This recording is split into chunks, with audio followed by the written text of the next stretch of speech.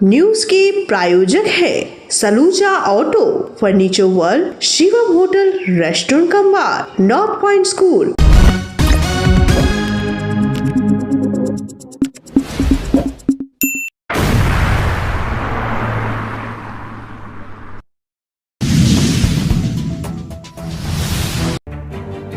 आसनसोल शिल्पांचल से कई वामपंथी पहुंचे ब्रिगेड रैली में दिखाया शक्ति प्रदर्शन।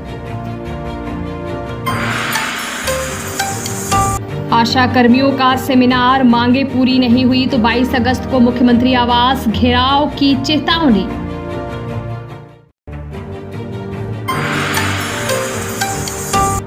टीएमसी और आईपैक की वोटर लिस्ट को लेकर रविंद्र भवन में बैठक।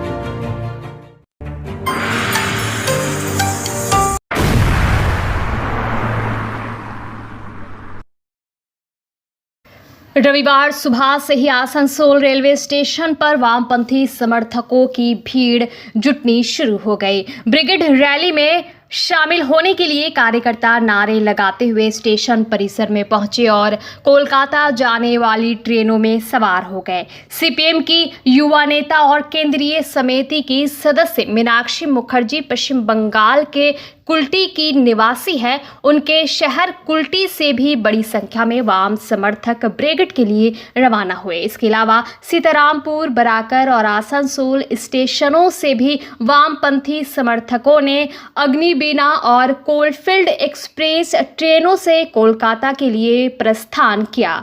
सामान्य डिब्बों में सफर कर रहे इन समर्थकों के साथ मीनाक्षी मुखर्जी के पिता भी यात्रा पर निकले हैं।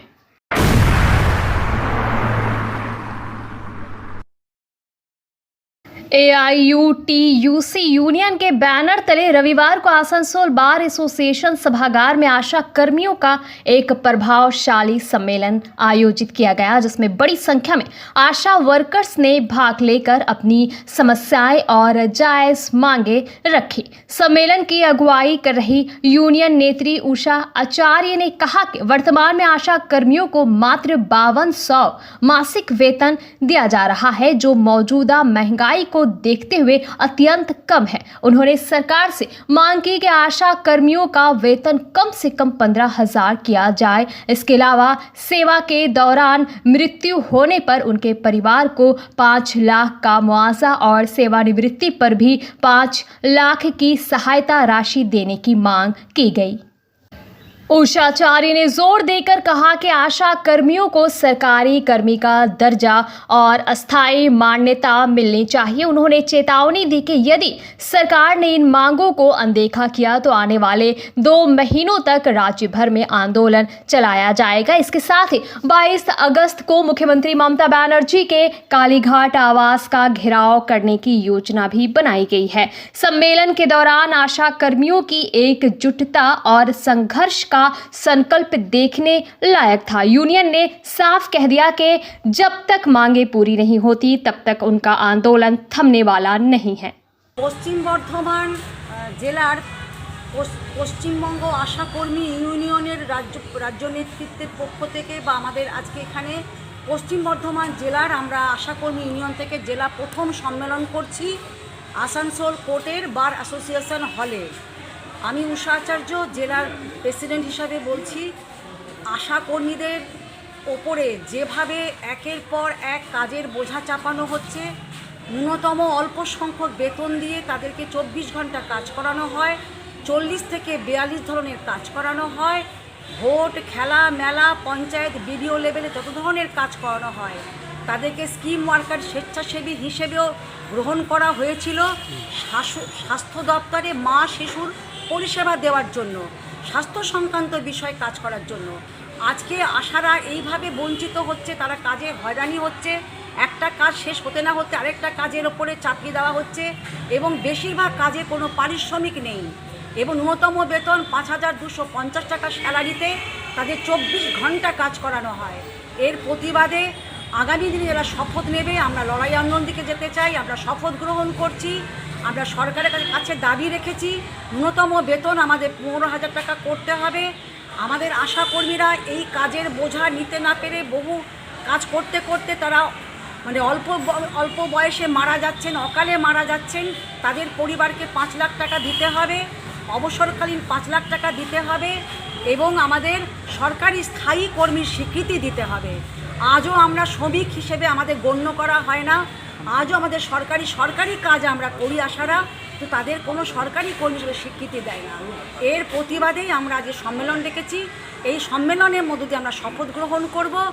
আগামী 22-এ আমাদের এর আগে আমরা প্যাকেজ বয়কট করেছি, আমরা ফরম্যাট জমা দিইনি, আমরা 2 মাস বয়কট করেছিলাম, যেহেতু বাজেটে আমাদের কোনো ঘোষণা করা হয়নি, কোনো বরাদ্দ দেওয়া হয়নি।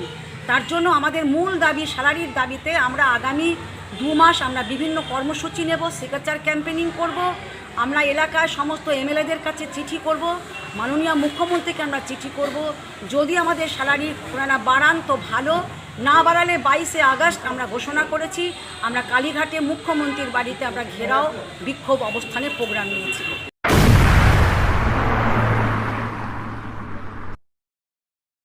तृणमूल कांग्रेस द्वारा रविवार को आसनसोल उत्तर विधानसभा क्षेत्र के रविंद्र भवन में वोटर लिस्ट की जांच और जागरूकता को लेकर एक सेमिनार का आयोजन किया गया। इस कार्यक्रम में पश्चिम बंगाल सरकार के मंत्री मलाई घटक, नगर निगम chairman Amarnath Chatterjee, deputy mayor Abhijit Ghatak, mayor परिषद सदस्य गुरुदास चैटर्जी व वसीमुल हक समेत कई जनप्रतिनिधियों ने भाग लिया। सेमिनार का मुख्य उद्देश्य मतदाता सूची में हो रही अनियमितताओं की पहचान करना और फर्जी वोटरों को चिन्हित कर सूची से हटवाना था। हाल ही में कोलकाता से दिल्ली तक वोटर लिस्ट को लेकर राजनीतिक स्तर पर बहस तेज हुई थी, जिसको लेकर मुख्यमंत्री ममता बनर्जी ने भी पार्टी कार्यकर्ताओं को सख्त निर्देश दिए थे कि वे अपने अपने क्षेत्रों में वोटर लिस्ट की गहन जांच करें। इस प्रशिक्षण सेमिनार में IPAC Indian political action committee के प्रतिनिधि भी शामिल हुए, जिन्होंने कार्यकर्ताओं को आधुनिक तरीके से वोटर वेरिफिकेशन की प्रक्रिया समझाई और उन्हें आवश्यक दिशा निर्देश दिए। कार्यक्रम में ये भी तय किया गया कि आने वाले समय में वार्ड और बूथ स्तर पर लगातार निगरानी रखी जाएगी ताकि चुनावी प्रक्रिया निष्पक्ष और पारदर्शी बनी रहे।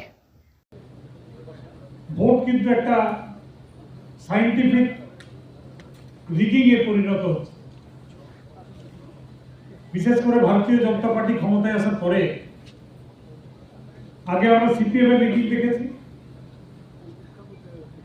2011 আগে এই আমাদের শিল্পাঞ্চলের বহু বুথে মানুষ ভোটই দিতে পারত না।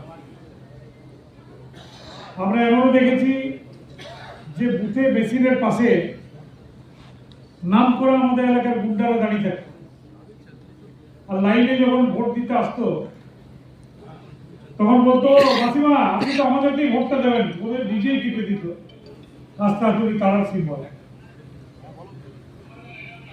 সেই যে জগদ্দল পাথর 34 বছরের লড়াই করে আমাদের নেত্রী মমতা বন্দ্যোপাধ্যায় কিন্তু পশ্চিমবঙ্গ থেকে উপড়ে দিয়েছিল। 2011 পরে আমাদের রাজ্যের মানুষের কাছে গণতন্ত্র ফিরিয়ে দিয়েছিলেন, কিন্তু আমরা দেখতে পাচ্ছি বিগত 6 মাস বা 1 বছরে ভারতবর্ষের যে ডেমোক্রেসি বলতে পারে, সেই ডেমোক্রেসিকে ধ্বংস করার চেষ্টা হচ্ছে। প্রথম, আমাদের দেশে স্বাধীন হয়েছিল 1947 সালে।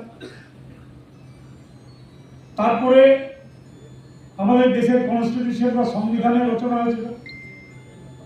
এই সংবিধানে আমাদের দেশের সমস্ত মানুষের সমান অধিকার দেওয়া আছে, জাতি ধর্ম নির্বিশেষে সবারই ভোটের অধিকার আছে। এই ভোট পরিচালনা করার জন্য সংবিধানেই একটা সংস্থা আছে, ইলেকশন কমিশন। আগে ইলেকশন কমিশনার যে সিলেকশন হতো, কে ইলেকশন কমিশনার হবে, সেই কমিটিতে কি ছিল, ইলেকশন কমিশনার যে নির্বাচিত হতেন তাতে 3 সদস্যের একটা কমিটি ছিল। এই কমিটিতে কারা ছিলেন? ভারতবর্ষের প্রধানমন্ত্রী, ভারতবর্ষের বিরোধী দলনেতা এবং ভারতবর্ষের সুপ্রিম কোর্টের চিফ জাস্টিস। অর্থাৎ প্রধানমন্ত্রী এবং বিরোধী দলনেতার মধ্যে যদি মত পার্থক্য হয়, তাহলে ভারতবর্ষের সুপ্রিম কোর্টের চিফ জাস্টিসের ভোটে সিদ্ধান্ত হতো যে আমাদের দেশের ইলেকশন কমিশনার কে হবে। কিন্তু আপনারা সকলেই জানেন যে ভারতীয় জনতা পার্টি বা বর্তমান সরকার তারা পার্লামেন্টের সংখ্যাধিক্যের জোরে এই আইনের পরিবর্তন করে দিয়েছে।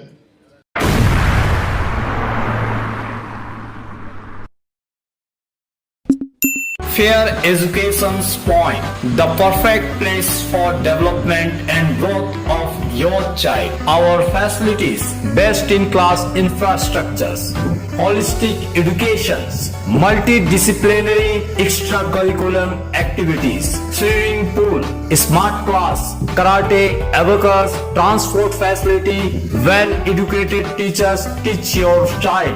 Make your child bright future. Then contact us. Fair Education Point, Sataisha Bus Stand near Mine Rescue Station, Sitarampur. Furniture world শুধু নামই নয়, সত্যি ফার্নিচারের ওয়ার্ল্ড। একটা দুটো নয়, পুরো 4টে ফ্লোরই শুধু শুধু এক্সক্লুসিভ ফার্নিচারের সম্ভার পাবেন। প্রত্যেক ফ্লোরে আছে চোখ ধাঁধানো ফার্নিচারের বিশাল সম্ভার, তাও আবার 20% ছাড়ের সাথে। चांदामोड़ स्थित प्रतिष्ठित अंग्रेजी माध्यम के आसुसोर नॉर्थ पॉइंट स्कूल में नर्सरी से क्लास 9वीं और 11वीं के लिए प्रवेश खुला है। ऑनलाइन नामांकन की भी सुविधा। स्कूल में सारी आधुनिक सुविधाएं उपलब्ध हैं। Air condition computer lab, air condition auditorium, swimming pool, पूरे स्कूल कैंपस में सीसीटीवी निगरानी, स्कूल ट्रांसपोर्ट की भी सुविधा। संपर्क करें आसुसोर नॉर्थ पॉइंट स्कूल में।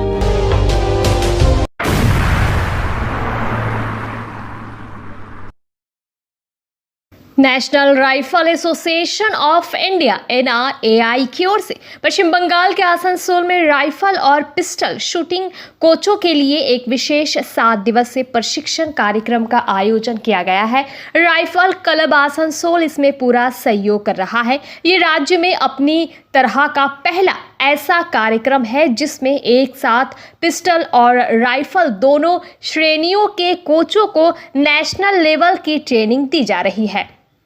कार्यक्रम में विशेष रूप से पहुंचे NRAI के जॉइंट सेक्रेटरी पवन कुमार सिंह ने बताया कि इस शिविर का उद्देश्य पश्चिम बंगाल में शूटिंग स्पोर्ट्स को बढ़ावा देना और उच्च स्तर के प्रशिक्षित कोच तैयार करना है। प्रशिक्षण देने के लिए देश के गोल्ड मेडलिस्ट और अनुभवी कोचों को आमंत्रित किया गया है जो प्रतिभागियों को तकनीकी और व्यावहारिक जानकारी प्रदान कर रहे हैं। इस प्रशिक्षण कार्यक्रम के दौरान जिन प्रतिभागियों ने उत्कृष्ट प्रदर्शन किया उन्हें सर्टिफिकेट देकर सम्मानित भी किया गया।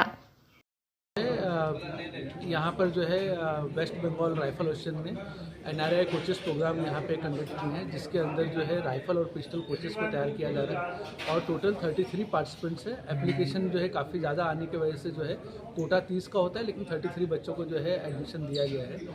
और ये जो कोर्स है ये कंडक्ट करने के लिए इंटरनेशनल मेडलिस्ट संजीव राजपूत और रौनक पंडित ये आए थे एज अ कोच और प्लस इंडिया के जो बेस्ट ट्रेनर है स्पोर्ट्स साइंस के वो और कम्युनिकेशन के सॉफ्ट स्किल के वो जो है यहाँ पे दिल्ली से आए थे कोर्स कंडक्ट कराने के लिए।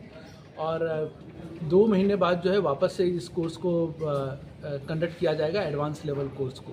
वेस्ट बंगाल जो है वेस्ट बंगाल राइफल एसोसिएशन ये पहला राइफल एसोसिएशन है जिसने यहाँ पर जज एंड जूरी भी तैयार किए नेशनल लेवल के और इंटरनेशनल लेवल के और प्लस कोचेस भी तैयार किए। तो ये पूरे इंडिया में पहला एक एसोसिएशन है जिसने सभी लेवल के कोचेस कोर्स हो चाहे जजेस कोर्स हो भले नेशनल लेवल हो चाहे इंटरनेशनल लेवल हो इकलौता ऐसा एसोसिएशन है जिसने ये सारे कोर्स यहाँ पे कंडक्ट किए और ये सब कुछ पॉसिबल हो पाया NRAI के vice president VK Dhal sir की वजह से और president of West Bengal rifle association की वजह से। तो कितने दिन तक चला ये ट्रेनिंग आपका? ये ट्रेनिंग टोटल 7 दिन का कोर्स है। इसके बाद इनको जो है होमवर्क दिया जाएगा और उसके बाद 2 महीने के बाद जो है इनका एडवांस कोर्स के लिए इनको बुलाया जाएगा।